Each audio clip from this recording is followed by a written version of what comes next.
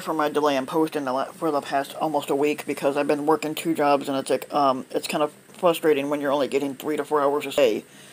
But so that's why I haven't posted in like in the 1 week until now. So let's talk about the impeachment case and what's been going on with that. It's a over shots and bangs of the gavel. Democrats make their impeachment case against 45. Coming from Washington 2 minutes into Monday's historic House Judiciary Committee hearing into the impeachment of 45, even before Representative Jared Nadler, the chairman, issued the customary call for decorum, a protester screamed that Mr. Nadler was committing treason, which is kind of funny because it's 45 that committed treason, was dragged out of the grand column hearing room by the Capitol Police. It was the first clue that this was not going to be a somber session before the gravity of the occasion. The hearing was intended as an opportunity for Democrats to lay out their case that 45 had violated the Constitution, which he has, with a brazen scheme to enlist Ukraine to interfere in the 2020 election and for Republicans to respond. But it quickly devolved from a I'm not sure how you say the word, but it's STAID, so it looks like stayed courtroom drama into a ruckus. I don't know if I'm saying that right, but gavel banging partisan verbal melee. It says, "You will not shout out in the middle of testimony," a frustrated Nadler exclaimed at one point, bringing the gavel down in the fruitless effort to shut down the Republican parliamentary objections. Yeah. Banging the gavel harder, it still doesn't make the point that you're not doing it right, said Representative Doug, inbreeding redneck Doug Collins, the top Republicans in the Judiciary Committee, shot back. Republicans brought big props, including 2 giant poster boards assailing Representative Adam Schiff, who's the top Democrat of California and the chairman of the Intelligence Committee, who led the fact-finding portion of the impeachment inquiry and has turned down Republican calls to testify about his work. Where's Adam? Said one placard, in simple black and white. Another featured a red and white milk carton with Mr. Schiff's picture under the word "missing."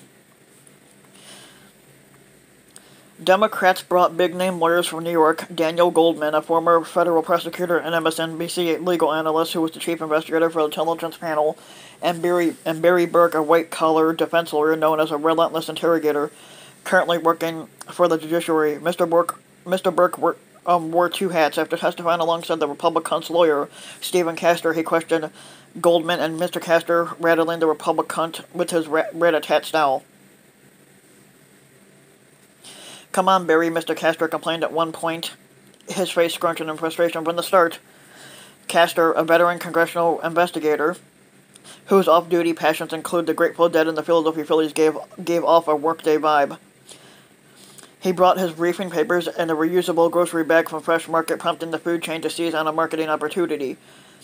"We'd like to announce that we are the official briefcase maker of Stephen Castor," the chain wrote on Twitter with a winking, tongue-wagging emoji and an offer of free bags. It all unfolded on a split-screen day in Washington, with the scene in the hearing room countered by the release of a long-awaited report by the Justice Department's Inspector General that debunked 45's accusations that former leaders at the FBI engaged in a political conspiracy to sabotage him. Hovering over the proceedings, unseen but very much heard, was the squatter who had refused Democrats' entreaties to participate in the hearing. He made an appearance of sorts thanks to Mr. Nadler's chain, which showed him on videotape declaring, "I have an Article 2 where I have the right to do whatever I want as a squatter." Technically, it does not. A clear indication. Democrats argued that the squatter thinks he's above the law, which he's not either.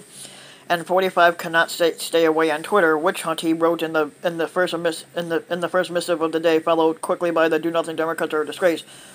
Thing is, even though he claimed witch hunt, but a lot of witches were found in 45's crooked administration. Technically, the "Do Nothing Dems are a disgrace." Technically, it's 45 that's a disgrace, and the Democrats have done more in the aspect of the community than the Republicans have in 45. To those who remember the somber Watergate hearings of 1974, or even the more partisan 1998 hearing featuring Ken Starr, the independent counsel whose investigation led to the impeachment of then-President Bill Clinton, Monday's hearing was still striking in its rancor, so much so that Robert Dallek, that's what it looks like, the presidential historian, thought it might come to fisticuffs. "It's so unpleasant nasty, out of sync with traditional American politics, Mr. Delic said, not because politics is a soft business or an easy business, but there are degrees and degrees. Frankly, as I watched some of this stuff, it seemed to me like it could become almost physically violent. The session opened shortly after 9 a.m. with the bespectacled Mr. Nadler, who spent the weekend in mock hearings with his Democratic colleagues and staff presiding. Mr. Nadler was a few sentences into his opening statement when Owen Schroyer, a fucking inbreeding redneck, a host on the website InfoWars, which traffics in conspiracy theories and a lot of fake news stuff, jumped out of his seat, hollering about treason and an impeachment scam. The Capitol Police rushed in to escort him out. For a couple of hours after that, the session was relatively calm, albeit a recitation of alternative versions of reality. Mr. Burke laid out the case for impeaching 45 as Democrats saw it. Mr. Castor said there was no grounds, which technically there is. Goldman, a former mob prosecutor, repeatedly used the word scheme as he unspooled the by now well-known narrative of 45's pressure campaign in Ukraine, including the July 25th call in which 45 asked the Ukrainian president, Zelensky, of Ukraine to do us a favor and investigate former Vice President Joe Biden and his son. Mr. Castor portrayed the call as one of the pleasantries and cordialities, adding, simply put, the call is not the sinister mob shakedown that some Democrats have described. But things took a turn for the explosive once the questioning began, as Mr. Burke grilled Castor, while Republicans cried foul.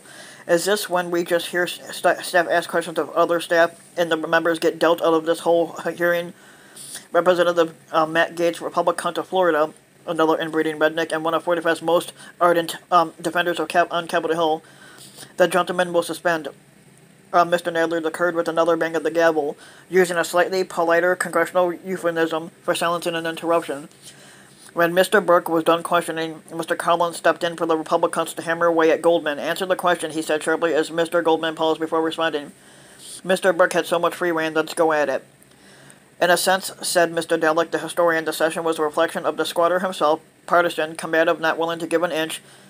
In his opening statement, Mr. Burke offered insight into the mindsets of Democrats as he encountered an anecdote involving his son. He said, Dad, does the squatter have to be a good person? The lawyer said before offering his own answer. I said, Son, it is not a requirement that the squatter to be a good person, but that is the hope. And 45 is anything but a good person because he's ripped people off, he's fucked people over. I said he's had a history of this, and he's had a history of lying, so he's not a good person at all.